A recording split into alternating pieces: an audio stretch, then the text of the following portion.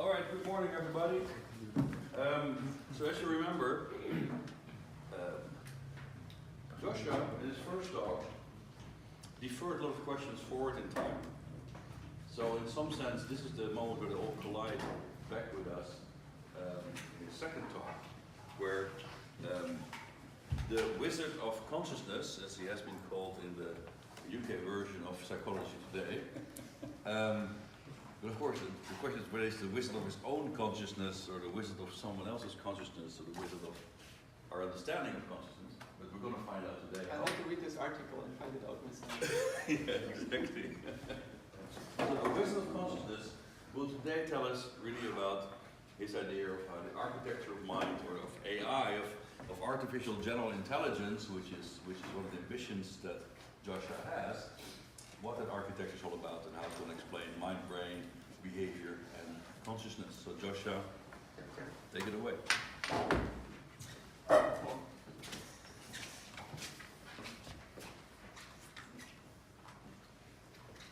There's a problem in psychology. There's when you try to make a theory with many free variables and you perform an experiment, you're very likely to overfit, right? And this might be one of the reasons that psychology, when it decided to become a positivist science, became atheoretic and no longer has overarching theories.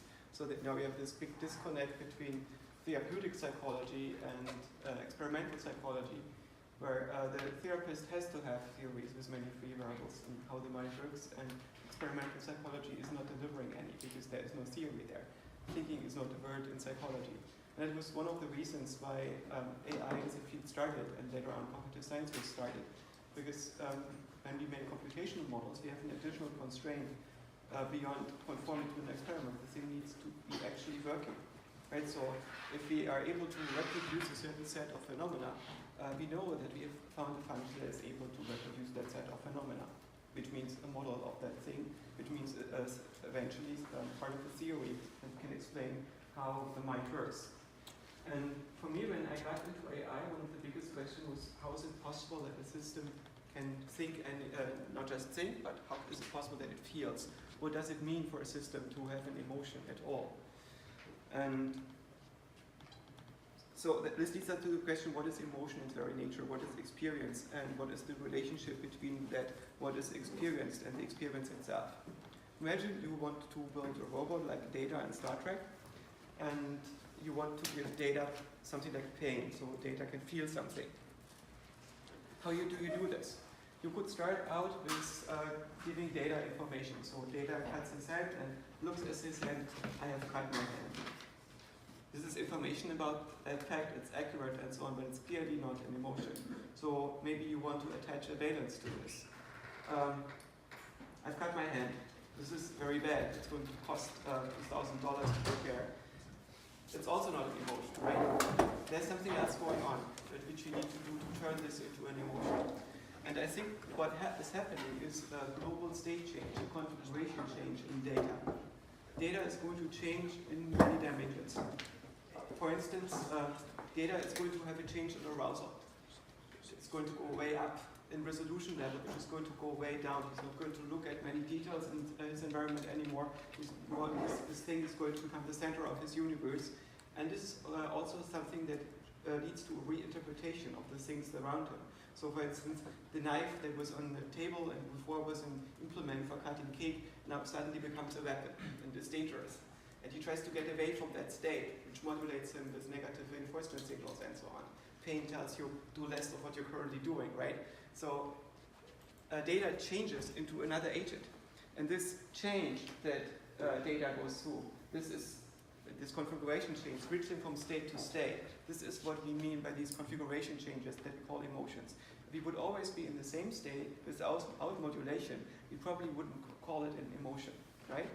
So it's about dynamic changes in the system that configure its cognition, and as a result, configure its relationship to the environment and to itself. So it's not a parameter inside of the system, but it's a parameter modulating the system on a global level.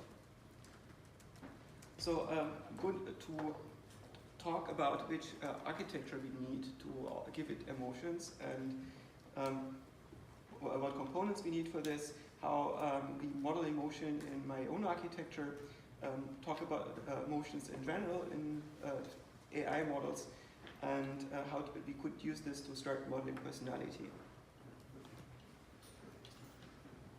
So the basic perspective of general AI is that the mind is best understood as a kind of a machine. A machine is a computational system, and computation simply means that you can describe the system as being in a certain state space, and you have a transition function that tells you how to get from state to state deterministically or probabilistically.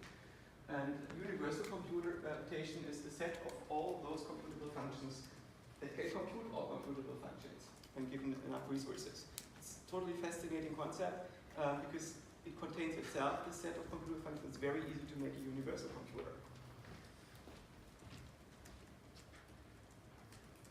So we are probably in this class of universal computers, of course with very bounded resources, but the interesting thing is that we can also run particular kinds of programs. It's very trivial to build a universal computer. It's very difficult to turn it into a mind, because a mind seems to be in a class of systems that can make models of a very wide range of environments, possibly all the possible environments over which a computational system can make models when given enough resources. And our access to the universe is given by discernible differences. When we interact with the world, what we get is not matter or energy or color or sound. What we get is information, and the meaning of information is its relationship to change with other information. Intelligence is the ability to make models. And the purpose of all this modeling is usually a regulation to maximize rewards for the system. And this is where emotion and motivation come in. For a long time, AI was mainly focusing on handcrafted architectures. The classical cognitive architectures came up with a lot of boxes and arrows and tried to explain how the whole thing interacts. And there's a slightly different perspective where you think about the mind not being constructed like clockwork, because there's not that much information in the genome that can define a very intricate clockwork that is our brain eventually. But it's probably more constructed like a cappuccino, which means you take a number of relatively generic ingredients and you mix them in the right order, in the right regions, and then you let the whole thing calculate until it forms the structure that you want. So basically you have a much simpler generator function with a lower form of complexity that eventually gives rise to all the architecture with all its details. And so people think about the general principles that you would need to build such a mind. It could be that what you need is a general recursive function approximator plus a suitable reward system, where the rewards kick in the right order to form all the necessary complexity in that thing. So if you think about attention-based learning as a paradigm for setting up our mind, then differences in innate capacity of different minds are probably best understood as differences in innate attention. Schmidhuber and Hutter and a few others have a very radical perspective. So they think about very simple, very few principles that would be sufficient to generate the mind. And when we look at something like us, we see that's probably somewhere in the middle. So some hybrid perspective, which means yes, the way our cortical columns link up and the way our brain links up is mostly generated according to simple general principles. But there's also enormous amount of biasing and pre-wiring of the whole thing to make it converge in a reasonable amount of time in your childhood and lead to very similar results of convergence across many different individuals. So evolution has biased the genesis and generation of this particular kind of system. If we think about cognition, we can roughly structure it in the following layer: the reactive layer, the deliberative layer where we make plans and consider things, and the reflective layer where we optimize the whole system by looking at what we've done and what we should be doing instead. You can also look at columns of cognition, like a perceptual column, a cognitive processing column, and an action column. And if you do this, you get to something like a grid, right? If you overlay both of them, which means we have reactive perception, we have reflexes and reflexive action, we have deliberative perception, planning and reasoning, and deliberative action, we have reflexive perception, meta-management, and the management of our actions.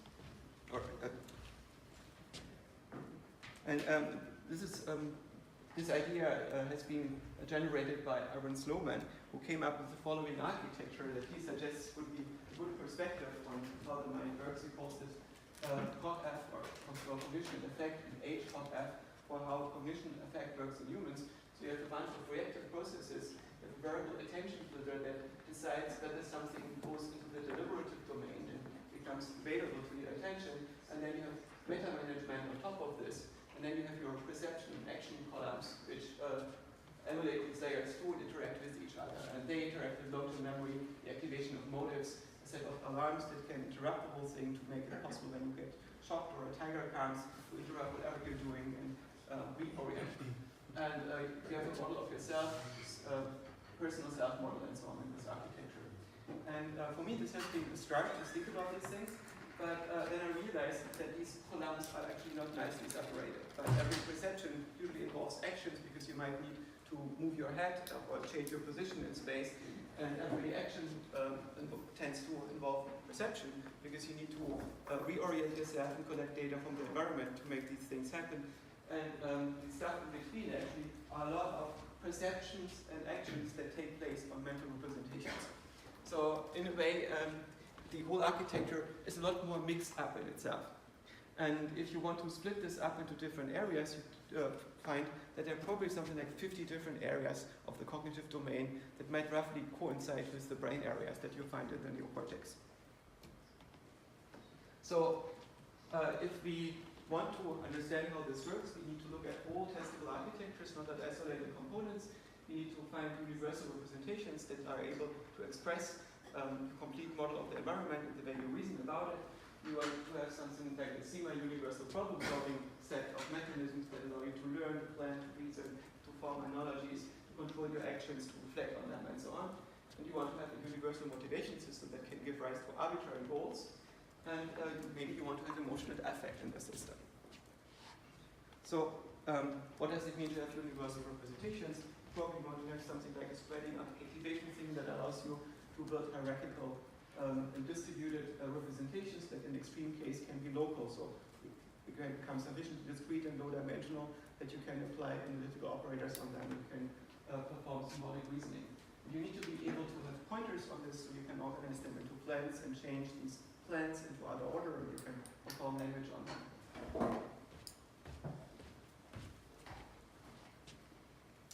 Would you like my remote control? You don't have to walk. Yeah, that would be amazing. Why didn't you give this to me last time? It's laying here on the desk. Okay. Well, I thought you needed to exercise, you know. Yeah. So that's no dongle. You have to stick it to your computer. No, inside at the bottom of it. Okay. And then on the side there's a slide switch to turn it on. Mm-hmm.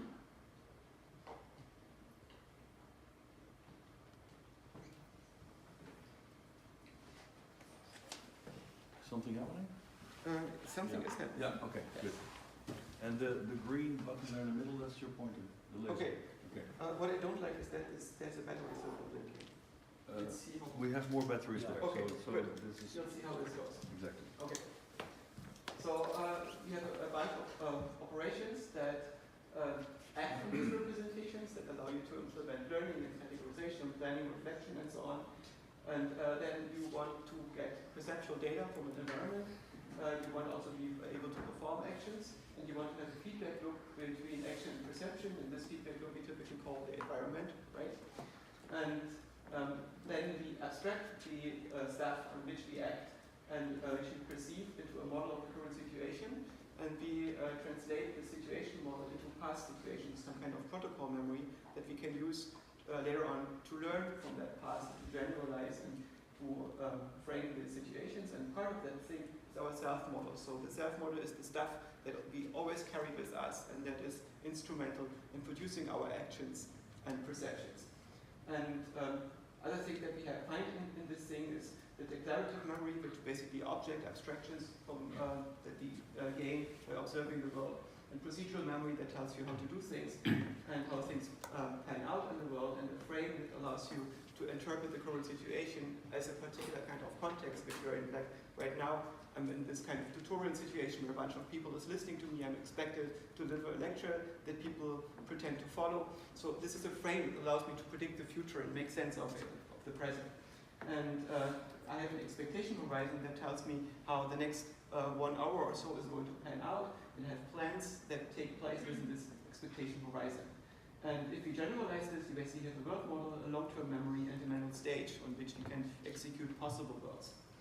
And then we need some action selection that allow us to act on these representations and on our environment.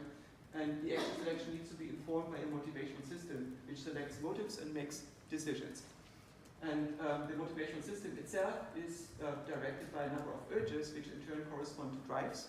And based on the strength of these urges and drives and the situation of the environment that we measure, with a bunch of modulators, like the arousal, which tells you how much action readiness you should have, versus contemplation. When the arousal is high, you want to turn down your resolution so you are faster in your cognition. If you want to do complicated planning actions, you want to turn up the resolution. This parameter tells you how much cognition you should spend on your updating on the environment versus on internal things. If you have an environment that is changing dramatically and these changes might potentially have a big impact on you, you want to spend more of your resources on updating the environment. And if you are setting up a startup company and your programmers are meant to spend most of their cognition internally, you don't put their backs to the doors and you make sure that nobody walks the room, right? So they don't need to update on the environment very much and don't feel threatened by it. Are you claiming that these are components you have to explicitly represent, or can some of these be implicit? I think it makes sense to represent them somehow. And usually the best way of doing this, it will be through this explicitly. In our architecture, as we see, they are rather explicitly represented, which means there are different signal types, different neurotransmitters, which correspond to many of these parameters. We also have this selection threshold, which basically tells you how much your motive should be stable in a given moment. And there's a bunch of famous cognitive architecture like SOAR and ACT-R, which are classical cognitive architectures that tend to focus on cognition as something like an isolated problem-solving capacity, and they don't look at this modulation, or they don't look at the connection between agent and environment very much. And so if we want to explore these things, we need to build an architecture that allows this. And I've built such an architecture and written a book about it, which is based on psi theory originally by Dietrich Donner, German psychologist, who tried to come up with a cybernetic reinterpretation of psychology. And unfortunately, most of his work, he never bothered to publish this in AI and also didn't do it in English. And I found that especially his theories on emotion and motivation are super useful for AI. So I took it on me to translate them into our context. So basically we wrote an architecture. It's a project which took place over many years. There were several dozen people involved over the years, and we implemented agents in it which could do episodic learning and goal-directed behavior and emotional modulation and top-down, bottom-up perception, simple planning, and the execution of hierarchical plans. There was a toolkit that people could use. Originally we started in 2003, so it was all Java and XML and plugins to the Eclipse IDE. And we did low-level perception with it, connected this to cameras, and we did control and simulation experiments in it. See how the emotional changes and so on happen out over time by poking electrodes and spreading activation networks. And then we had different kinds of simulations, for instance, genetic simulations where we would breed the agents for having suitable parameters for a given environment, or where the agents learned to make sense of their environment and communicate each other about strategies and how to survive there. We made experiments with expressing their emotional states in computer animations, and we also used this to control simple robots. And came up with a number of simulation environments in which these agents lived. And then at some point we decided, okay, let's do this again, but better. So we wrote this because we did this in 2012. Everything was done in browser interfaces, and we wrote the architecture in Python. And now we have a company in Berlin which is called Microstar Industries, which is run by a number of students that were involved in the original effort, and we've written new tools to work with this that can work with very large representations, and we use this now to control industrial robots. Yeah, so and most of our code is still open source that you can download if you look up Microstar Industries. So let's go to motivation. If you want to model motivation, you must think about how do goals come from human beings. There must be a general mechanism that gives rise to all possible goals that a human being can have. And obviously we have a large multitude of goals, so you cannot enumerate all the possible goals, and when we are born into this world, we usually don't know which goals are attainable and available, right? So when I was born into this world, I didn't know that computers would be available at some point, and the goal of learning Python or BASIC or something like this was not present in my brain. And in order to get interested in such things, there need to be more fundamental things that give rise to such highly concrete and specific goals, right? So what is a general system that can give rise to all these interests that we are having?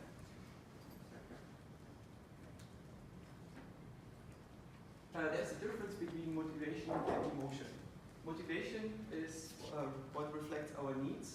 It gives rise to goals and goal-directed behavior, and it does not have to be associated with emotions, right? You can have a motive without being emotional about it. You can say, I'm hungry and I want to eat something, but I don't have an emotion, you just do this, right? An emotion is something else. It's a modulation of perception, cognition, and action, and it receives its valence, whether something is good or bad, or what it feels like to you from the motivational state, and it receives the objects of the emotion from your cognitive system. So when you're jealous, it's a negative affect that is directed on a particular kind of mental representation, namely that you may or may not have a partner that may or may not be going astray with somebody else, and so on, right? So it's a very particular kind of representation that you need to construct in your mind in order to have this very particular kind of negative affect. And the emotion often also leads to an affective expression, so it's something that can be recognized from the equivalence of the hedonic states of the body by other agents and by yourself. So if you look at the motivational system, all our goals are to satisfy or avoid the frustration of one of our needs, which are demands of the system that you're in. And these needs manifest as urges. And then lead to the selection and of one of these motives that is associated with satisfying or avoiding frustration of a need. And once we have selected one of these motives, it becomes an intention, right? An intention is a motive that we have raised to something that we want to, that we committed to satisfy. And our drives are physiological, social, or cognitive. Physiological drives are things like hunger and thirst and pain avoidance and rest and cold and worms and so on, and we have hundreds of them. Even things like hunger and thirst can be decomposed into hunger for salty things and sweet things and so on. And they are active to different amounts at different times, and they give rise to basically urges to make certain things in the environment real. We have similarly a bunch of social urges which structure our interaction with others, and we have cognitive urges. The physiological drives kick in whenever the autonomous regulation of your body fails. So for instance, when it gets very hot, you start to sweat, and maybe you're done, right? Maybe you get cool enough again. And if that is not sufficient, you might get an urge to move into the shade. And the physiological drives together lead to your physical survival. Survival itself is not an urge. It's way too complicated for this, right? It's the emergent result of all these basic drives. So if you manage to eat to avoid pain and injury and get enough rest and so on, you do tend to survive. If you look at the social drives, one of the most important ones in most people seems to be affiliation. Affiliation is the need basically to belong and to get okayness signals from your group, to tell you you're one of us, you're part of this thing. This thing is increased, affiliation need satisfies their legitimacy signals. Basically when people tell you that you're part of the group or give you signals like smiles or cuddles and so on. And it's decreased by the opposite, by anti-legitimacy signals. And this allows in a group for non-material reward and punishment. You don't have to give this individual actual resources to reward it for cooperation. You can use virtual currency like smiles and frowns, right? So without diminishing the fitness of the group, you can reward or punish people depending on the degree of cooperation. And there is an external legitimacy, which is the acceptance by the group. There's also an internal legitimacy, which kicks in when nobody is looking. And people call this, for instance, honor. So you have an internalized sense of what you should be doing in order to be normatively acceptable, and the conformance to these internalized norms is what we call internal legitimacy or honor. And there are other drives, for instance, dominance, the desire to get to a higher status in the group, nurturing, the desire to reduce the suffering of others, and romantic affect. The the cognitive drugs are competence, uncertainty reduction, and aesthetics in our model. Competence is the desire to become more powerful, to become better at satisfying your needs, and things like learning how to play an instrument is largely driven by competence, right? It feels good if you become better at something, if you become more powerful. And competence can be epistemic, so it's related to a particular task or problem. There is the general competence, which is how good you are in general to solve your problems, how many risks you can take in a given environment because you're able to cope with it in general. So this is your unspecified coping potential. And there's something like an effect-oriented competence. You see this in small children that may throw down the lamp and delight in the fact that they were able to create such an amazing effect, large-scale effect on the environment. And it's probably the same thing that makes grown-up babies delighting in fireworks and big NASCAR races and explosions, right? It's just the ability to perform a huge change on the environment gives you a sense of competence, and it's intrinsically rewarding. And there is uncertainty reduction, which is need for exploration.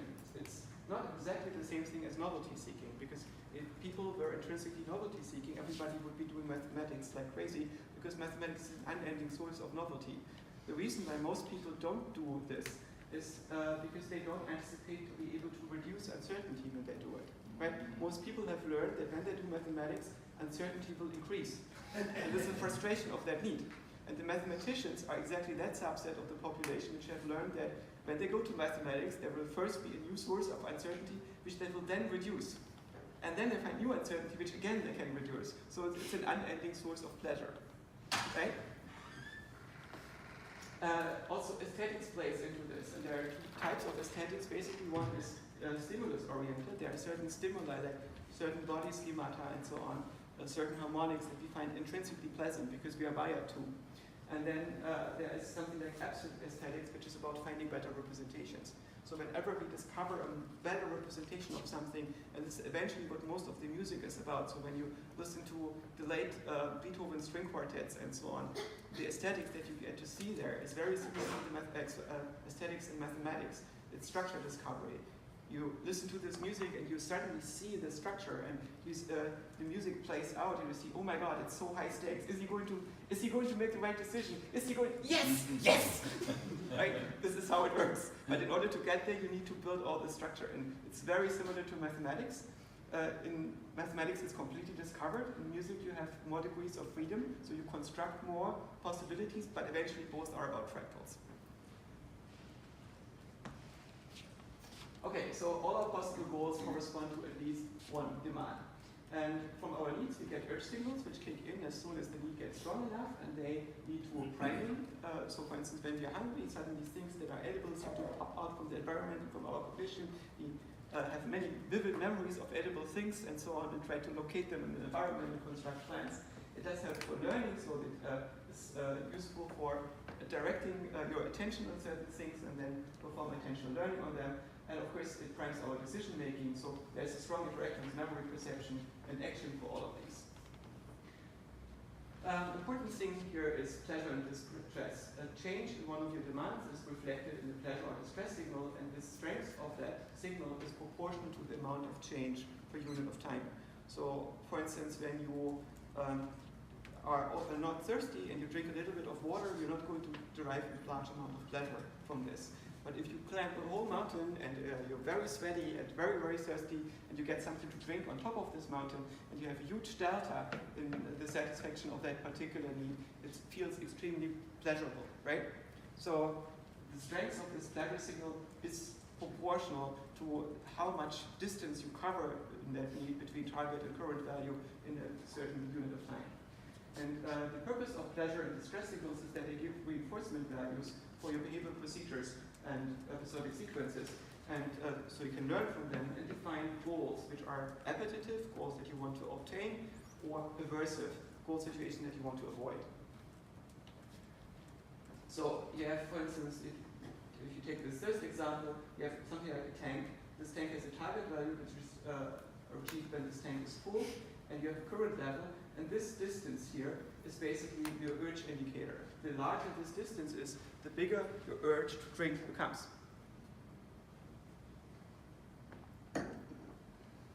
And this allows you to learn to create an association with a goal, right? your beverage of choice or the situation, and you also create negative associations with situations that you should be avoiding when you're thirsty, like going out into the desert heat. So a goal is a situation or an action that affords to satisfy a need. An aversive goal is one that will frustrate a need, and all behavior is directed on satisfying an appetitive goal, avoiding an aversive goal. And the needs are predefined, but the goals are learned. They depend on your particular environment. So physiological needs, we talked about them already. They have survival as an emergent property, social needs, and cognitive needs. And for each of those, we have this target value and the current value. We have this urge strength, and a change in the need gives you a pleasure signal or a displeasure signal depending on which direction this change happens in. And there's also basically this thing tells you how long you have until you are dead, or until the window for satisfaction closes, and this is your urgency. Right? So it's this difference between the urge strength, which is deviation between the target value and the current value, and between the current value and the tank being completely empty, which tells you how urgent is it that you satisfy that need. So we can now construct a simple learning system. So we basically have here our demand indicator, which is given by this urge, and then we have a change indicator, which tells you how much this changes over time. And when the change happens into a good direction, you get this positive variance indicator, which is a pleasure signal, or here you have a displeasure signal. And here, then we create an associator that for the positive variance indicator creates associations to both situations. And here for the negative signal, you create an association to the aversive situation, right? To those situations that you want to avoid. And you don't only learn the association directly to this situation that's currently in your log model, but you can also strengthen the connection of that thing to previous states in your mind. So basically you learn a chain of sequence of events that tend to lead to the goal situations. And this gives you nice automatic scripts, especially if you overlay this over many, many situations. You start to generalize over these scripts, and this allows you to construct simple plans.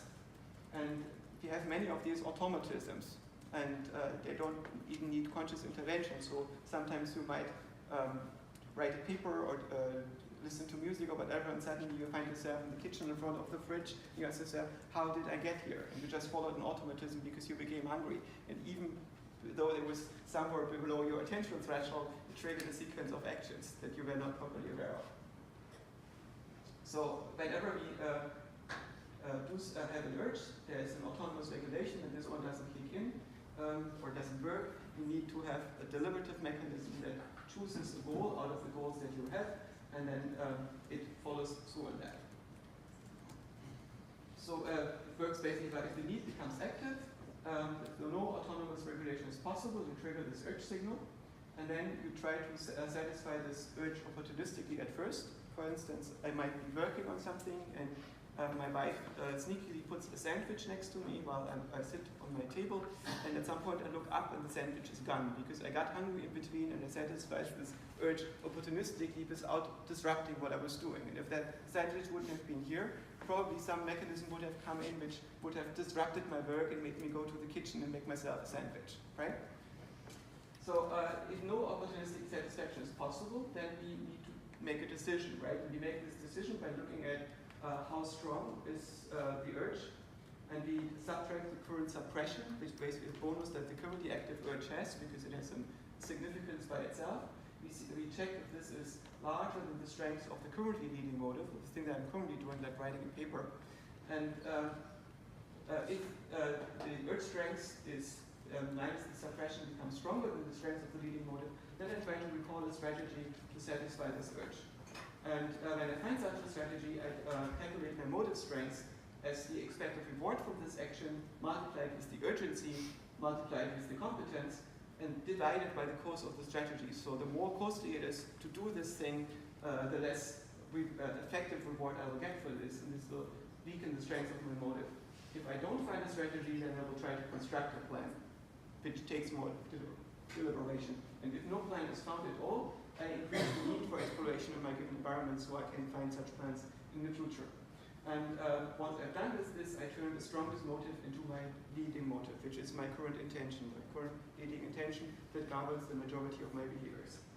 So why do I need to pick one? It's because I have only one body, and most of the actions that I perform in the environment go through this bottleneck that I only will be able to perform one action at a time, which means I have to commit to one leading strategy even though I have many others in the background. Now this is a simple algorithm that I can directly implement in my computative architecture and see where this gets me. The needs are characterized by a bunch of parameters. There's the strength of the need, which is the relative importance compared to others. There's the decay, which tells you how often you need to replenish this need in the absence of things happening. So for instance, from time to time you need to sleep again, or a lot of people need a lot of affiliation, and so if you're an extrovert, you have a stronger need for affiliation, and you need to replenish this more often than when you're an introvert. So you seek out social stimulation more often if you're an extrovert. Then you have the gain, which is the effect of the satisfaction. How much do you get out of satisfying this particular need? And the loss, how much do you lose when this need gets frustrated? And you all know people that have differences in this, for instance, with respect to affiliation. Some people get a very strong pain signal when they fail in social interactions. Others get a relatively weak pain signal when they fail in a social interaction. Some people get a lot of satisfaction when they succeed in a social interaction. Others don't feel much difference in this. And this basically leads to people that are more or less abrasive in their social interaction, that are more or less introverted. So the different configuration of the need parameters leads to different personality traits. We don't act on the needs themselves. What we act on is the anticipated needs, because when you get the pleasure or pain signal, the action is already done, right? When you feel very satisfied after having eaten a sandwich, the sandwich is gone. When you have an orgasm, all the necessary actions have taken place in the past. So the thing that motivates you is not the reward signal itself, but the anticipated reward. We act on models of our rewards, right? And these models of our rewards, we could call them purposes. So our purposes, in order to make them accountable to each other, need to form a hierarchy, because otherwise we're not going to reach our goals and satisfy our needs. That's an important thing. You might, for instance, decide to become slimmer for the summer, so you want to eat and you're not that fat and ugly, and you also want to eat chocolate. And these are two different behavior clusters that are somewhere in conflict. And you need to make them accountable to each other in a certain way, which means you need to organize them into a hierarchy. And the degree to which you're successful in organizing your needs into a hierarchy is what you could call internal integrity, right? And this hierarchy of purposes doesn't have a single solution. I remember when I read Maslow in my younger days, I was very unsatisfied with reading him, because this famous hierarchy of needs that he comes up with, this pyramid of needs, didn't convince me. First of all, our needs are clearly not in a hierarchy. They are all on the same level, even though they have different strengths. It's not true that you first of all eat before you do a revolution. Sometimes you do this in the other way around. So sometimes you do your self-actualization before you do a more base thing, or the other way around. It depends on the current strengths and opportunity, right? It's not that there's a strict hierarchy that allows you to work on one level and then you go to the next level. This is not how it works. And the other thing is, the things that you put into his pyramid are actually not needs. So self-actualization or survival are too complicated to be defined as needs. The basic needs are much more simple. And now I realize Maslow's pyramid or hierarchy of purposes, of needs, is actually a hierarchy of purposes. And you need to construct such a hierarchy of purposes in your neocortex as a model of your needs, right? Survival is a purpose. Helping your children is a purpose. Helping your society is a purpose. And you make them accountable to each other, and you form a certain structure. And this structure doesn't have a single valid solution. There are many possible solutions. Some people do art to eat, and some people eat to do art. And they might end up doing the same things in the same proportions, but for different reasons. And this hierarchy of purposes controls the way we interact with each other much more than our personalities. Because when we interact with each other, we do this based on shared purposes, not on shared needs. Okay, so this anticipated reward is what determines our actions. It's probably implemented via the prefrontal dopamine system, and the actual rewards determines the reinforcement. So this determines future anticipated rewards. So this is the learning signal, and this is the action signal in a way. And the valence reactions are not only caused by the present rewards, but by these anticipated imagined rewards. If you expect something to happen, this also can give you pleasure and pain and direct your cognition and action. So when you want to implement this, basically a need is something like that. So it's need has a particular type, whether it's physiological, social, or cognitive. It has a value at a given time point. It has an initial value in the architecture. Then it has the strength of the corresponding urge, and the urgency, which is how much time you have left to satisfy it. The pleasure signal that is associated with this particular need, the pain signal associated with this particular need at a given point in time. Here you have the weight, which tells you how strong it is relative to the other needs. Yet then the decay time, how often do you need to replenish this thing, your gain and loss, how strong do you need to react to satisfaction and frustration, how strong do you react to imaginary satisfaction and frustration, so when you imagine this as an anticipated thing, and then, for instance, for social urges, when we imagine we will give an amazing presentation and everybody will love us, this might give us more pleasure than when we imagine that we will have a good meal later on, and this will make us less hungry, right? So you will not satisfy your need for hunger very much by playing games in your mind, but maybe you can satisfy your social needs by playing games in your mind to some degree. Then we have the sensitivity to the pleasure and the sensitivity to the pain, and we have the time for the pleasure it takes to decay, because the different types of pains and pleasures that we get are implemented in different ways physiologically. And we have the sensitivity to the pleasure and pain for imagined satisfaction. We get the urge as a function of the weight and the change in value at a given time point. And we get the urgency as the weight and the remaining time. The value depends on what this thing was before, then how much this value decays over time automatically, and how much gain we have in a given moment, and how much loss we have in a given moment based on our interactions with the environment. And the same thing for imagined gain and loss. The pleasure is a function of the change in a given amount of time, at a given moment, and likewise the pain. And then you have a pain from depletion. If your need is almost depleted, you tend to get an increasing pain signal. So when you get very hungry, this creates a particular kind of pain by itself.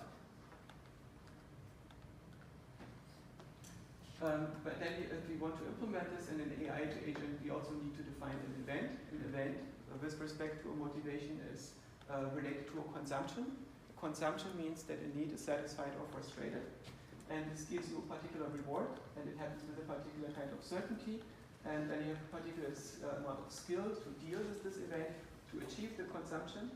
And there is something like the remaining time, or it could be also distribution, which tells you when you expect this event to manifest. And the consumption itself is related to a need, gives you a particular reward. And per unit of time, it gives you a total reward that's summed up. So when you eat, you have a certain amount of pleasure that you continuously have at every moment, or in discrete events whenever you swallow, and you have a total amount of pleasure that the meal is going to give you. And you have a duration over which the meal takes place. You have a maximum reward that the meal can elicit. There's probably a cap to how pleasant the meal can be. And then there is a discount that you put in depending on how far this is in the future and how much this decreases your expectation of this being a thing that manifests in your life. Okay, let's not go into all these details. I can, if you want to send you a publication where we document all these things. So this tells you how you would generate this reward signal. The reward signal is typically something that plays out as some curve that reaches saturation. There's some S-curve going on, typically when reward manifests, because initially you have a lot of satisfaction, and then the satisfaction flattens out when your need is almost satisfied. And you need to calculate when you consume something, how much of that you consume at every time point, what the delta is for that. When you deal with anticipated needs, you need to project them into the future. So you need to have a discounting function based on your certainty in the distribution of the expectations of the things in your future, and how much less interested you are in things when they are further in the future, because they are less likely to manifest due to possible branching expectations in your environment, right? And you have an expectation that you will eat in 10 years from now. Yes, you have that expectation, but there are so many things that can happen in the next 10 years that you should probably discount that meal accordingly. So this is roughly what you need to implement motivation in cognitive architecture. Let's go to emotion.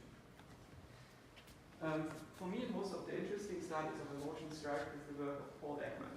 Ekman had discovered that there are some people which are super good at detecting lies, like pretty supernatural lie detectors. Many of these people are detectives, policemen, judges, and so on. So people that are used to looking at faces a lot and correlating this with whether these people are lying or telling the truth.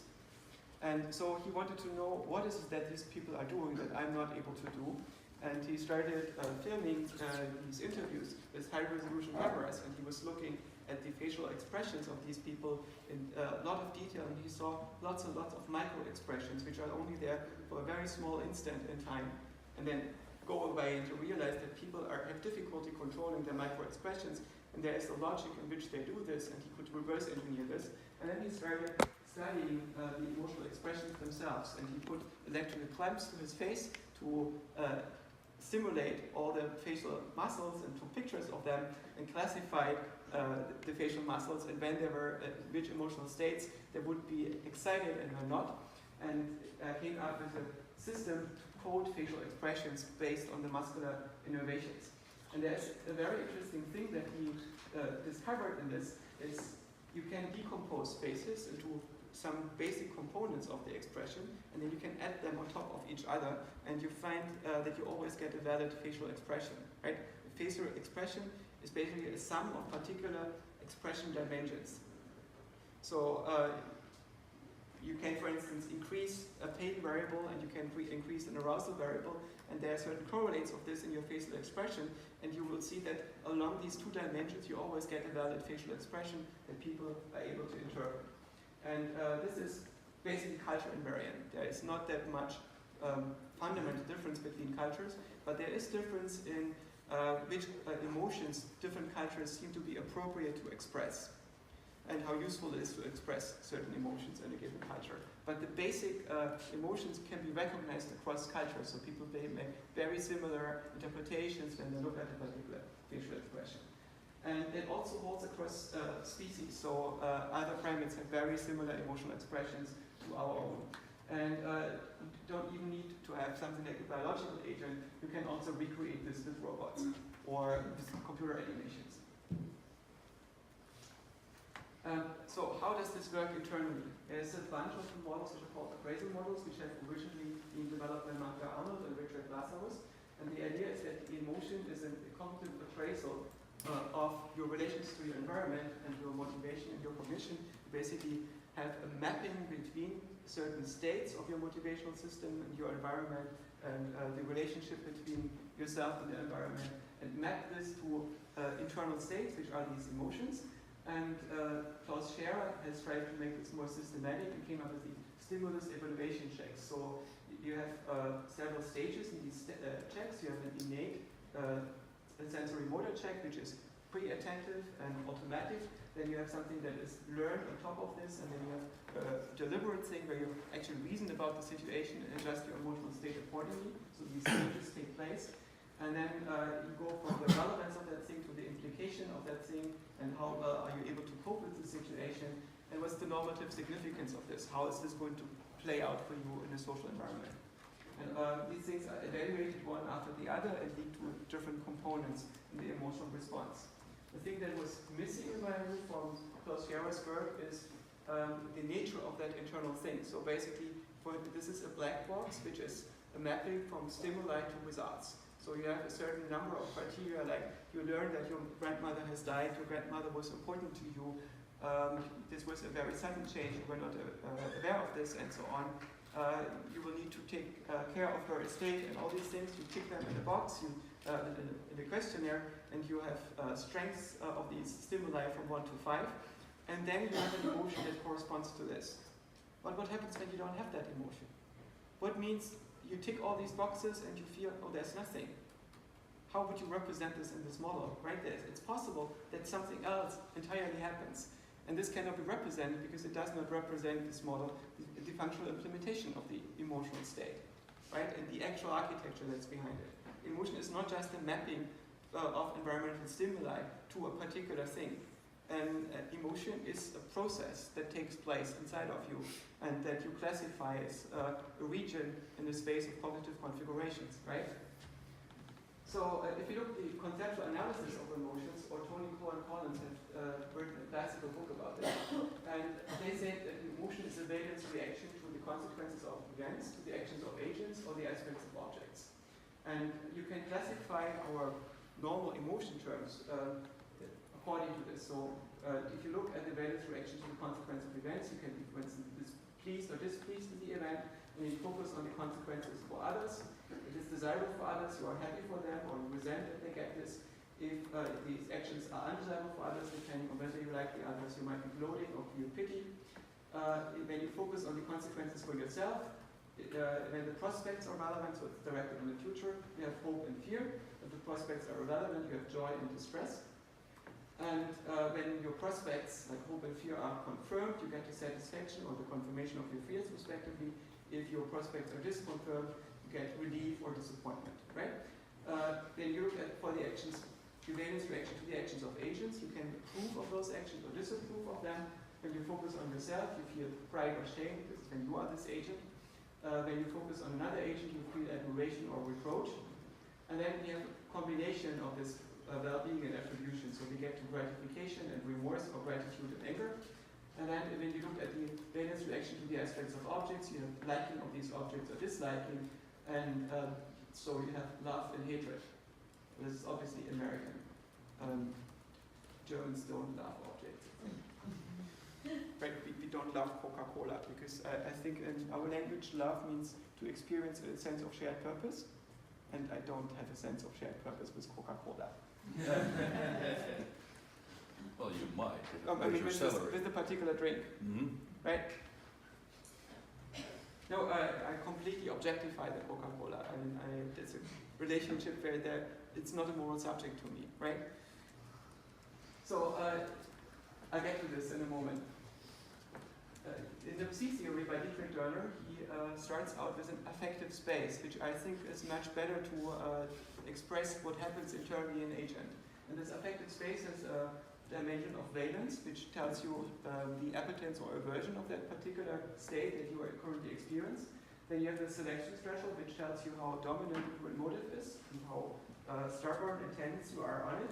And then your arousal, which is the equivalent of your unspecific sympathetic syndrome. And this is based on a theory by Wilhelm Wundt. He has very similar dimensions. Wilhelm Wundt is one of the original psychologists before behaviorism kicked in, and he already did solid experiments, so it's not psychoanalysis stories. It's relatively solid stuff where you put people into a lab and measure them to detect emotions.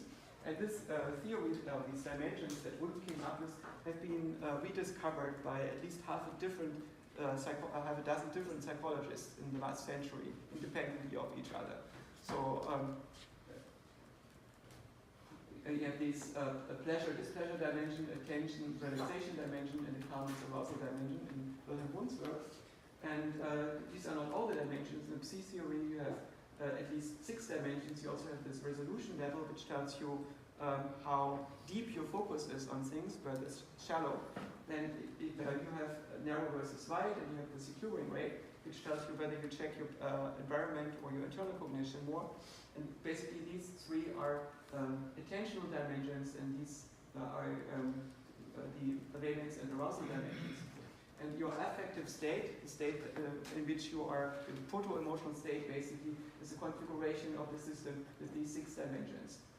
And so the modulators are arousal, selection, special, securing, special, resolution level. Then also you add your estimate of competence and certainty, which tells you how well you can cope with the environment and how anxious you should be. And the pleasure and distress signals yield the valence.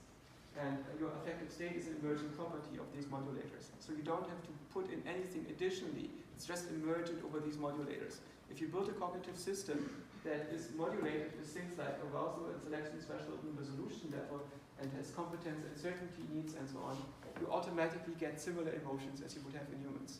And if you implement different modulators, you will still have something that an observer will interpret as emotional states, even though they're not completely human emotional states. And I mean, we see this when we observe animals, we see they do have emotional states, but they're not necessarily human emotional states. We're able to make that distinction, right? So the affective state is an emergent property of the modulation, and our higher level emotions are directed affects. There are affective states that in addition to this have an object that is given as the content of our cognition. And the purpose of the emotional modulation is that they control the widths and the depths and the biases of our mental operations, and they control how our mental representations are formed and selected in a given situation by shifting us in a particular direction and priming us, and thereby they modify our memory perception and our memory, our recall, and our planning and action selection. And the purpose of the whole thing is to make us more efficient, right? It reduces the complexity of cognitive processes. And that leads us to the question, does AI intrinsically need to have emotion? And this depends on how much they reduce the complexity of the cognitive processes. If this is a linear reduction in complexity that you get by applying these modulators, maybe you don't need it, because we can afford to buy a computer that is linearly faster, but we cannot make a brain that is n times bigger than the brain that we're currently having, right? So, there's also a trade-off because of these emotional things. If you increase your arousal and reduce your resolution level, there's certain answers that you're going to miss. You get faster to these answers, but you're not going to get all of them. So you train, for instance, a firefighter to not be emotional when the fire breaks out, because you want this person to be in full deliberative mode instead of reacting based on impulses that are very short-sighted, right? So for the kind of environment that we are in, we typically want to avoid most of the extremes of emotional modulation, because we are no longer living in an ancestral environment. The tigers are coming all the time. So these modulators have been implemented in a side model, and we could play around with this.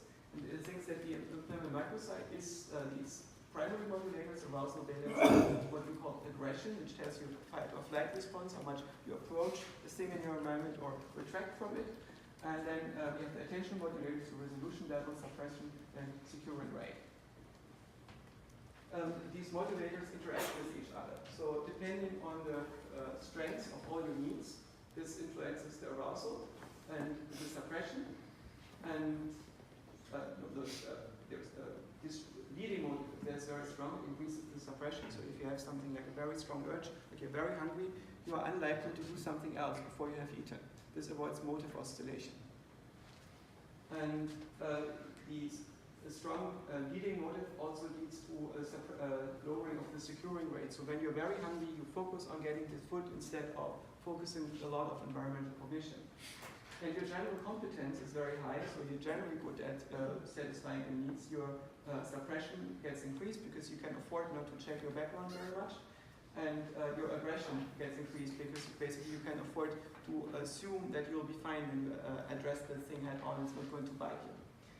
When your competence for the current task is high, then you also check lower your securing rate. When you look at the urgency of all your needs together, it increases the arousal. The urgency of the leading motive increases the suppression, so you focus on that thing exclusively. When your exploration need is high, you increase the securing rate, so you check out the environment more, and you would decrease the suppression because you don't know whether the thing that you're doing is the right thing. And when an obstacle prevents satisfaction, you might also increase aggression, so you get rid of that obstacle. And the arousal itself reduces the resolution level and increases the suppression. So these are the dynamics of the modulators. It's basically a cybernetic system where these parameters influence each other. Each modulator has parameters that are individually different. So they might have a baseline. For instance, you might have a baseline for your valence. How much pleasure do you feel when you're being left alone? And you have a range in which area does your valence fluctuate. And the volatility, what does it take to make you fluctuate a lot? And then the duration, how long does it take to get back to baseline, right? And these parameters form your temperament. So for each of these modulators, you can, in principle, have these parameters or their equivalent. It can be implemented in various ways in the organism, but practically it's usually done with particular neurotransmitters. And these modulator parameter configurations lead to different temperaments in people. Temperament is slightly different from personality. So let's look at emotions as directed affect plus modulation. For example, fear. Fear is characterized by anticipating aversive events, so this gives you a negative valence, plus arousal. And anxiety is slightly different from fear, because anxiety is not the anticipation of the aversive events, it's an uncertainty about the future. And this gives you the negative valence, plus a low competence, which means you're not sure that you will be able to deal with the uncertain events that are going to happen, right? So anxiety feels slightly different from fear, and has a different implementation. Anxiety can turn into fear as soon as you have get a concrete object. As soon as this uncertainty is reduced and you know that this bad thing is going to happen, anxiety is going to turn into fear. If you compare anger and sadness, anger is an emotion where you have a perceived obstacle, usually an agent, that prevents you from reaching a motivationally relevant goal. And you cannot really get to this goal anymore, this gives you a negative valence. And you have a sanctioning behavior, so you basically make sure that this agent doesn't do it again. And the relevance of this goal is basically redirected into the sanctioning behavior. And you have high arousal at low resolution level and high action readiness and a high selection threshold, so you become very stubborn. And you might be doing things because of these modulations that are against your own best interest, right? You're modulated into a particular thing that you're more action ready and more aggressive than you normally would be. Yeah, I mean, you are mapping folk psychological categories of emotion into the systems. How do you know that's the correct mapping? Maybe there's a better mapping if we understood the right thing. There is no correct emotion. The emotion itself is a perceptual gestalt. So the emotion categories are formed in every culture and by pointing at stuff, right? It's not that anger is a natural kind. It's not that you have a particular kind of anger module in your brain. When we say that somebody is angry, is you point at a region in their space of modulators and behaviors and say, for instance, Tom could not hand him his paper on time because he was so angry. Or Tom handed his paper in much earlier than everybody thought because he was so angry, right? This is a high-dimensional space.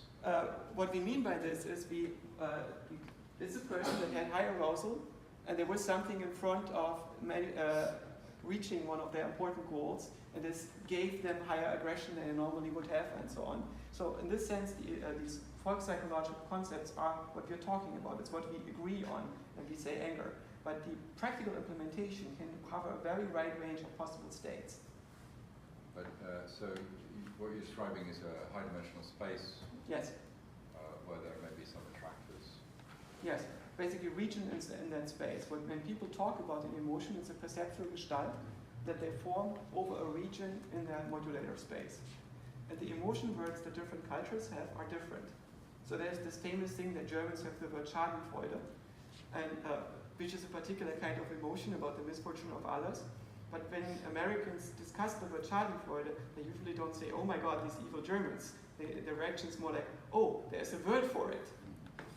And I mean, and the evil Germans invented it. Yeah, but the Americans have bloating, for instance, right? But for instance, Jewish has a word for the pride in the achievements of your offspring. There's a particular word for that. And it's a category that basically every other culture is knowing too, but they might not have a particular word for it, right? So basically you can take this area in your motivational and emotional space, your modulator space, and say, okay, let's find a name for this particular category and cluster it. So these emotional terms like anger, it's a clustering that takes place. What about, say, something like arousal? Is that I don't think that arousal is an emotion, and at least in none of the cultures I know, it would be used as an emotion. So when you is that try to, one of the dimensions of your? It's one of the dimensions. So what you could say is, if you want to liken it to particle physics, there is stuff that is compound. It's made from simpler things. So there are emotions which are the combination of several more basic emotions that are put together, and then there are emotions that are these basic emotions. You can take them apart into things like arousal and valence, but arousal and valence themselves are not emotions yet, right? They are below this, so they are like quarks. They don't occur independently as emotions. But arousal is probably itself an emergent property of But it's arousal is a modulator property. It's not an emotion yet. In fact, arousal is at least three different things. If you look at it, it's more detailed because we have adrenaline and noradrenaline, and what was it? Cortisol. So there are three different types of arousal that determine how alert you become, how action ready you become, and how bad it feels in your stomach. So the arousal that we feel is a compound of this. And we didn't resolve it in that detail in our model because it's very difficult to do this and you would have to do a lot of empirical work. But when we want to actually model how people react to given situations, of course we might need to take arousal apart into these components. I mean, the literature on arousal is really quite confusing. There's no general consensus that there is one kind of arousal. Yeah, in this model it's mostly the ARIS, the ascending reticular syndrome.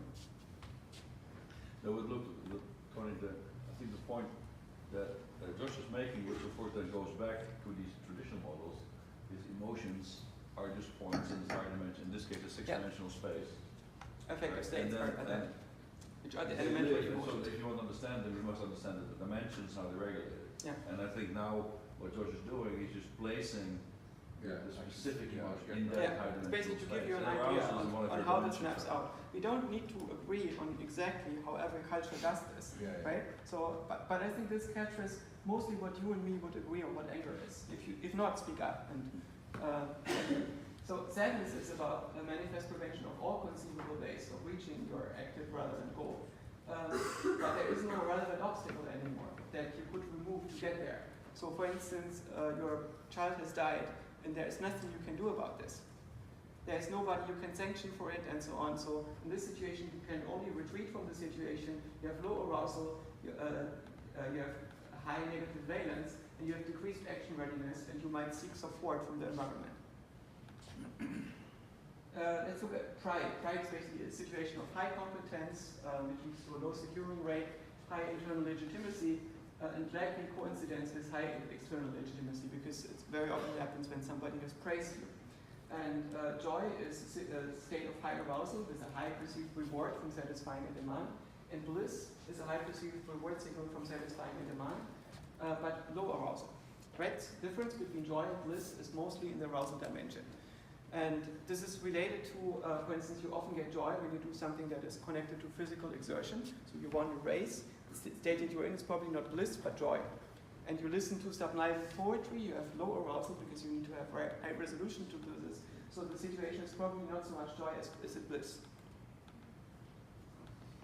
But if you want to implement this, your modulator has a minimum and maximum to define the range. A particular level is in at a given time, and a baseline that is its normal range if you leave it alone, and a certain volatility and a decay time. And we define how this changes, and we do this, then we have the combinations of this. The valence is a combination of all the different pleasure and pain signals that you receive in a certain moment or over a given time. The implementation of arousal is done by combining the urge and the urgency in the right way, and the aggression and regression is implemented with thermal competence, which is the task-specific competence that you have for the currently active goal, the general competence, and a combination of them. Then build a viewer that would basically visualize the emotions in real time. So here we have the physiological needs, here we have the social needs, here we have the cognitive needs, and this is how they interact to form the different modulators, and these are the compounds. So this outer ring here is the valence, and in here we have the urge strength, so the general urge strength, and here we have the urgency, and all these things interact to form the configuration of the agent at a given moment. So now we can go and model personalities. We can take the motivation parameters to model different personalities, and we can take the modulation parameters to model different temperaments. How would we go about this? So model for personality that we have in psychology is the Big Five. The Big Five model has been derived by taking a lot of words that describe personality-shaped properties in people from a dictionary, and then organizing them and realizing that it can be organized roughly into 5 dimensions. And these are openness, conscientiousness, extraversion, introversion, agreeableness, and neuroticism. So what this roughly means is openness is your appreciation of art and new ideas and your curiosity. It's also somewhat correlated to IQ. Conscientiousness is how much you are rule following and disciplined versus chaotic and spontaneous. Extraversion tells you how much you tend to seek stimulation from your environment versus avoiding it, and you're more introverted. And the agreeableness tells you how likely you are to try to please your interaction partners in a social interaction or conversation. And your neuroticism tells you how stable you are and how robust you are against failure. So we can model this by, for instance, a person with a high need for evaluation would score higher in openness and extraversion and agreeableness, and a person that is higher in competence would have lower agreeableness. For instance, that's a person that gets more out of winning an argument than about pleasing the other in that argument. And so it looks roughly like this. Imagine you take your physiological, social, and cognitive needs, and for some reason psychologists ignore the physiological ones. There are probably very interesting differences in whether people are hungry all the time, and this affects the way their cognition works, or have extremely high libido. But we mostly look at these social and cognitive urges that we measure with our questionnaires. And then basically each of these is characterized by the gain, the reaction to satisfaction, by the loss, the reaction to frustration, and the decay, how often you need to replenish this before it has run dry by itself, and the relative strengths compared to the others. So neuroticism can be modeled by having a stronger experience to negative emotions and have a strong loss on competence when things in your environment don't go according to plan, and uncertainty reduction, and also maybe a strong decay on these things. Conversely, if these things are low, you will have low neuroticism. If you look at extraversion, that might be modeled by having a strong gain from affiliation, so you get a lot out of the social interaction, and also a strong decay on affiliation, so you need to replenish it often, and maybe also a weak negative reaction to frustrations in your social interaction, so you don't get a lot of out of pain out of a social interaction, a failed social interaction. And if you have the opposite, if you basically have an extremely strong loss in affiliation, maybe a small decay in affiliation, you will tend to be more of an introvert. Openness can be modeled as strong gains, especially on the cognitive needs, and agreeableness is the result of a strong positive and negative reward for affiliation and a lower gain for competence. And conscientiousness might be the result of having an extremely strong loss on competence when something doesn't go according to plan. And if you are a person that gets a lot of gain in the competence when things go to plan and don't have a lot of strong loss on competence, you get bored easily if you follow through on plans. So my wife, for instance, has extremely high conscientiousness. She wants to plan the world out and map out the future, and make sure that things happen the way they were planned.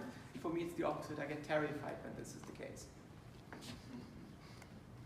So a nice thing, the big five, you have 1 free variable, which is much nicer, right? It's much sparser model. Why not just 1 free variable? Why so many variables? And the reason is that, of course, with a big five model, there are many things that are difficult to model. For instance, there is a difference between shyness and introversion. A shy person is usually not somebody who is intrinsically an introvert. It's a person that would want to get something out of the affiliation, but doesn't dare to, because they have such a strong loss on affiliation if something goes wrong. And maybe also a stronger loss on competence if something goes wrong. So there is a stronger anticipated pain in the case of a failed interaction, but there is also a strong frustrated need for interaction in a shy person, versus an introverted person wouldn't get anything out of the interaction in the first place and would rather want to stay at home rather than interacting with people. And if you do this with a single variable, you cannot resolve this difference. So the idea is that the big five are not natural kinds, they're just clusters that you get when you have a reasonably configurable motivational and emotional system, and then you vary the parameters within normal ecological spread, and then you start clustering your individuals, and then you get your big five. How can we evaluate such a model of motivation? One solution is games. So interesting games where you start something like this, or start out with Space Invaders, but these games don't give you many opportunities to branch, right? It's mostly about avoiding to die. Such a game, and you want to have a game that is more open-ended, so something like this. Space Invaders was roughly the same time as the first multiplayer dungeon adventure, and later on we get much more advanced multiplayer dungeon adventures that have also been designed to satisfy many, many different player types, personality types. So the goal is to offer something for everyone in these games, which allows us to study different types of behaviors in the same game, right? And the first larger work was done by Joscha Bach. He took people in such a multiplayer game, 700,000 of them, and compared their strategies and behaviors. And he decided that there are different clusters of people. And the dimension that he came up with is that there are socializers, which mainly play this game to interact with other players. Then there are killers, which also like to interact with other players, but largely in a competitive way. And then there are the explorers, which want to see as much as possible of the environment. And then there are the achievers, which try to maximize their skills. Right? And if you ever played such a game, you will have found similar traits in other people and maybe in yourself. And now the interesting thing is we can map this into our design model. So in this dimension, we have affiliation. How much do you want to interact with others? How social are you? And here we have uncertainty reaction in this dimension. Right, this is exploration. In this direction, we have competence. So it's pretty natural. And so we used this model on a number of different games, and we found that it's possible basically to classify people into basically on what they do in multiplayer online games. Into socializers, supporters, killers, achievers, explorers, and hedonists. So depending on whether you are into aesthetics or exploration or competence, into dominance or nurturing or affiliation, you get different clusters in your preferred strategies in the game if you evaluate the behavior of the players over a long enough time.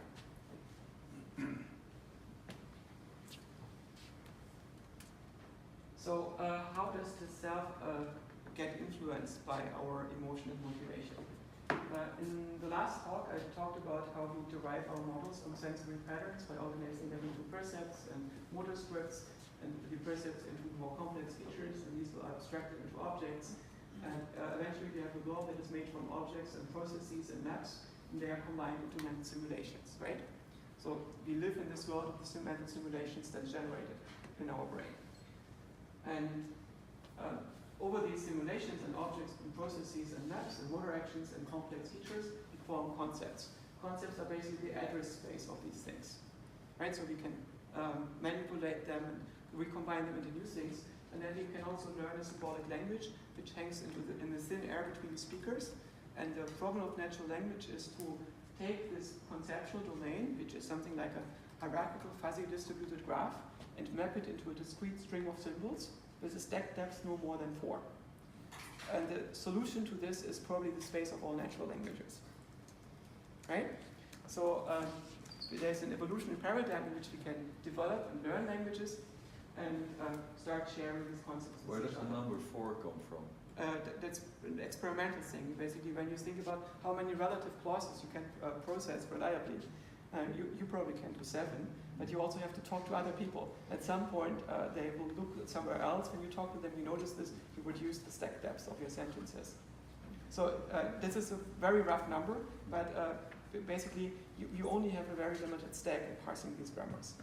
It's the idea. You want to minimize that. Sure, but the point is, what's internally generated is again compressed in terms of expression, right? So you might have, in that sense, different stacks that you're looking at, not necessarily just collapsed into one. Yeah. But okay. So we have this cortical conductor, which performs self-regulation and modeling, and it maintains the short-term protocol of things and procedural memory and the biographical memory, which are derived from the short-term protocol. Right? When you think about what did I do in the past, this is composed of entries in the short-term protocol, which are transferred into this long-term protocol. And what happened in the world is also things that you abstracted from your short-term protocol, things that you read in the news, things that happen every day, that you put into a procedural memory of what happened in the world, and which you generalize into sequences. So this is an election cycle, this is a season, this is the year, and so on. This is how years tend to pan out. So we have a primary model, this is the agent and its environment. We have a secondary model, which is about the interaction of that agent with the environment. And we have a tertiary model with the functioning of that secondary modeling. How do we make that model? It's typically what we call the self. And consciousness in this paradigm largely serves as a model of our attention. And the control, the self-regulation depend on the learned function representations in our cortical structure. And we have a number of biases on what we pay attention to. For instance, most of us are extremely good at recognizing faces. And I have had 2 colleagues in my career which could not recognize faces. They were cognitive scientists, they were highly functional people. One of them is an excellent musician, not cognitively impaired, but not able to tell students apart by their faces. So they have to do this by their hairstyle, and by their voice and their height. And they also don't pick up on facial cues, so they don't realize when they talk to the students about how to generate lattices that the student is long tuned out because they don't read their facial expressions.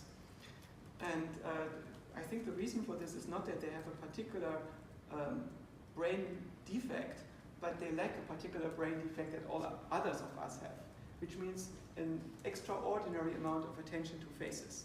Is you have a bias that rewards us for looking at faces in particular. When we walk through a crowd, we obsessively look at faces, more than we think about sex. It's crazy. And as a result of looking at all these faces all the time, we form very intricate models of what these faces are expressing, right? And what we see in these faces is not really the face. One of my students told me she has a superpower. She can see faces at power outlets. And I said, well, it basically happens to most of us, right? And she said, oh, there are no faces in power outlets. And I told her the dirty and dark secret. There are no faces on people, right? There's only geometry. The fact that you see a thing with an attentional state, an emotional expression, and so on, that's a major trick. It's semantic information overlaid on this perceptual space. It's really cool when you think about it, right? There is no face on a person. It's only geometry. And the face is very distinct from geometry. And you don't see the actual emotion of that person. What you see is the state of your emotion model of that person superimposed in this direction when they're looking at you, right? So you don't see whether this person is grim or happy or something. You see your model of the state of that person superimposed on their head, right? Fascinating to think about this. Also, I suspect that emotion expression haven't evolved as a convenient readout to our emotional states. Why would they do this? I think something slightly more nefarious has been going on. When we are social agents, we want to model others, we will use cues to model their internal states, of course, right? So we look at their posture to gather information about their arousal, we look at their gaze direction to see what they attend to, and what their cognition is internal or external, and so on. We look at facial cues to see what their valence is, whether they experience pain or pleasure, and so on, and then we gather what kind of emotional cluster they are in. And it doesn't stop there. This other agent knows that we are looking at them. Evolution figures out that we are looking at them. So they evolve tricks to game your perception of their emotion, right? So suddenly they expect you to show a particular thing, and it's not conscious. It's basically what happens in the course of an evolutionary trajectory in a social species. So they evolve something like a default readout for emotional states that you are meant to think that they are in. So now you're being trained to look for the differential between the default state that you would expect them to be in a given context and their actual expression. And you start resolving this small delta. And this leads to a co-evolution which leads to a differentiation of the emotional expression. So I suspect that emotion recognition, and especially with respect to facial expression, is a result of an adversarial evolution of emotional deception and emotion recognition. But this is very hypothetical. I don't know how we could test for this, but probably we can with sufficient simulations. So attention is a mechanism for directed learning, and the experiential access happens via an attentional protocol. And the structure of our self, of our internal regulatory hierarchy, determines how we experience our emotions. So to which of these affective states do we have experiential access, and what is the relevance of that experiential access? This determines how we experience our emotional state. And the object of the emotion requires a representation and a relevance of that emotion. for instance, you cannot be jealous if you think that your partner making out with somebody else is not relevant, right? You also cannot be jealous if you don't think that you have a partner who is making out with somebody else. You need to have these two things, right? You need, if one of these components is missing, you cannot be jealous.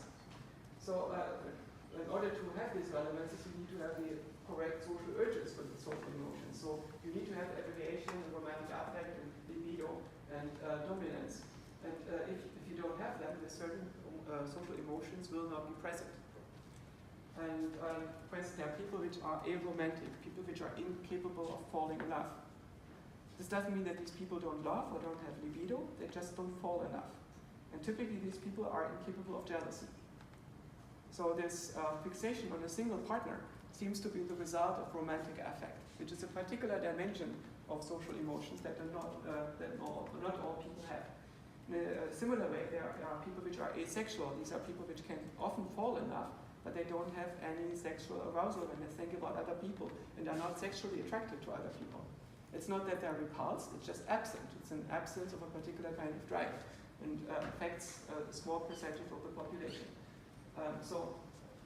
The existence or non-existence of these particular needs is something that is different in different people. And because on the social urges, the selection pressure is not as strong as in the physiological urges. If you're never hungry, you probably won't have offspring. But you don't need to mate very often in your life to have offspring. The social emotions don't have the same selection pressure, so you would expect more variance in them. If you think about love as opposed to romantic affect and libido, there's something else going on there, right? So when I say I don't love Coca-Cola, I mean Coca-Cola is not sacred to me. When we talk about love as we truly mean it, it's about discovery of the sacred in the other. Now that sounds very woo-woo and romantic, right? But it simply means the sacred is a system of meaning above the level of my ego. My ego is a function that integrates expected reward over the next 50 years or so. And there are things that I do in the absence of expected reward in the next 50 years or so. And this is typically what we associate with values, right? A value is what makes you go for stuff in the absence of expected reward. You do this anyway because it's the right thing to do, which means it serves a purpose that you put above your ego. It's a system of meaning that is more important than you. And when you see somebody else serving that system of meaning that is more important than you, you can help them without expecting anything in return and not be confused, right? If you only have your ego as your top level function, which means if you are a sociopath, like about 5-6% of the population are probably sociopaths, then you can only have transactional relationships. In order to give something to somebody, that thing, this action to be rational, you're not being confused, you need to expect something in return. And often you get something in return, but it means you have to maintain a reputation system and suitable incentives. And the problem is reputation systems don't scale above a few hundred individuals, right? About 150, 160 individuals, you lose track of who did what when. Which means if you have a tribe and you organize only with a reputation system, then this tribe is not going to scale beyond 150 households, right? After that it falls apart. The corporation becomes very weak. How do you organize a tribe into something that is non-transactional? How do you get non-transactional relationships? You do this by having purposes, regulation goals above the level of the individual. And for instance, religion are tools to create shared purposes, to make purposes converge above the level of the individual, right? So love is the discovery of shared purpose. It's the discovery that somebody serves a purpose more important than their ego, and it's the same purpose as you are serving above your ego. So if they want to do something to serve that thing, you should help them. Because where they want to go, this is where your universe wants to go too. It's now suddenly very natural and very easy to do this, right? And love depends on that other one not being corrupted. The other one serving that purpose truly and honestly. Corruption means that they actually serve something else that you are not serving. So love is basically the emotion that allows non-transactional interactions. And love requires shared purpose and an implementation of this need for internal legitimacy, the conformance to internalized norms. So there is a theory by Robert Keegan, a psychologist from Harvard, who looked at personality development as something like a succession of reverse engineering your own mind. And I don't think it's very accurate as a developmental theory because I have different kids and they didn't develop exactly in the order as he suggests. But I think philosophically it's a very interesting theory. So it starts out with this observation when you have an infant. What they experience is pleasure and pain in a very pure sense. It seems that when this baby cries, everything is pain. There is no anticipation of future pleasure, it's total. When this baby is joyful, everything is joy, everything is beautiful. And the whole universe is pleasure. There is no anticipation of future pain. And it changes quite abruptly, right? And at some point, this small mind starts to generalize and integrate this and realizes, oh my God, there is a succession of pleasure and pain, and my pain will at some point be over, and my pleasure will at some point be over, and they get less excited about these things and act more based on their anticipations. And then they learn that pleasure and pain are not the universe, but they are aspects of the things that they encounter. And then later they realize, oh no, they're not aspects of the things I encounter, they're aspects of my reaction to the things that I encounter, right? So you learn pleasure and pain is a property of the self, not of the environment. And then they learn, I am not pleasure and pain, and the experience of pleasure and pain, I am the thing that wants to get pleasure and pain, or wants to avoid this, so they identify with their goals. And when they do this, they're typically 2 or 3 years old, and when they cannot reach a goal, they throw a tantrum. They get extremely excited. And it's because they cannot identify with anything beyond this goal. Basically, subjectively, they feel they die when they don't reach that goal. Because this I is the index of the currently active behavior program. And they don't have the behavior program trained that could switch between behaviors. Instead, they have a behavior program that wants to reach that goal, it cannot let go. And if they reach it, then this behavior program can die down, go to sleep, and something else will emerge. But if it cannot reach it, then it becomes super urgent, because it's really afraid of dying, in a way. So it's not small children testing the patience of their parents. It's really small children not being able to let go, even if that thing is physically impossible. It's very interesting to observe this in your kids. And so at some point you realize the goal is not what I am, the goal is what I have, and I can have different goals. And then at some point you make this inference that people have goal too, and I can change them.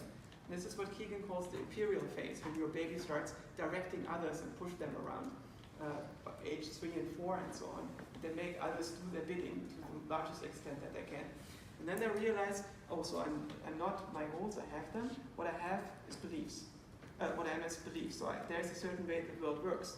And there are different kinds of beliefs, and there are beliefs that are right and beliefs that are wrong. And how do I pick up the right beliefs? I need to look at my environment. So my peers have beliefs that are more right than mine. And when I'm able to understand the beliefs of my peers, especially those that are high-ranking, so the status in this regard is basically how much weight should I assign to their beliefs in case of conflict, then I'm done. I'm done when I'm able to emulate the beliefs of my environment.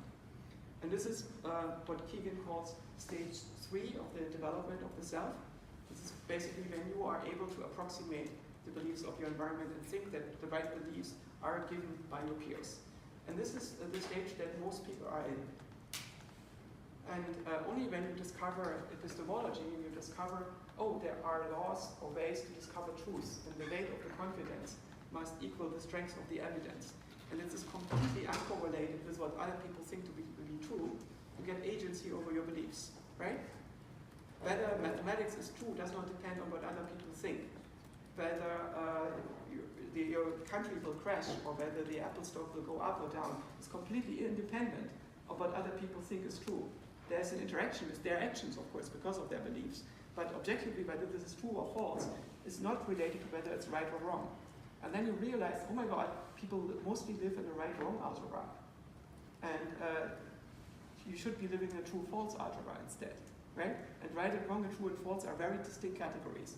So once you go from right-wrong to true-false, you make a step where you get to Keegan 4, and you become self-authoring, because you now have agency over what you think is true. You know why you think something is true. And you can make a decision about whether you should continue thinking that that thing is true and why, right? And it doesn't stop there. The next thing is that you disidentify from your values. You realize that you are not your values, but you have your values, and different people have different values. And if they have different values, it means that completely different behavior can logically flow out of them. So suddenly you realize that history is not the struggle of large groups of good people against large groups of bad people, and you, by God's good graces, have been born among the good ones. But rather it's a struggle between people with different systems of values, some of which are more or less sustainable than others, right? And so at this point you become self-modifying because you get free to choose your values, to understand the values of others. It had a discussion with Björn Merker, who unfortunately is not here anymore. He felt that it doesn't really stop there. At some point you can also make decisions about the structure of yourself. So basically transform the kind of mind that you are. Okay, but I think I'll leave you here and stop this lecture for now because my time is more than up. Fantastic. Thank you.